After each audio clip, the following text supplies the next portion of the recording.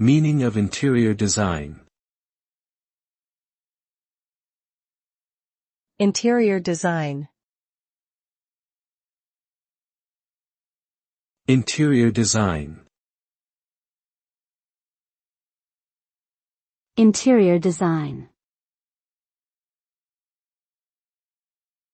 Interior design. Interior design refers to the art and science of enhancing the interior of a building or space, with the aim of creating a more aesthetically pleasing and functional environment for the people who use it. This can include the selection and arrangement of furniture, color schemes, lighting, fixtures, and other decorative elements to create a specific mood or atmosphere. Interior designers often work in collaboration with architects, engineers, and contractors to ensure that their designs are practical, safe, and meet the needs of their clients.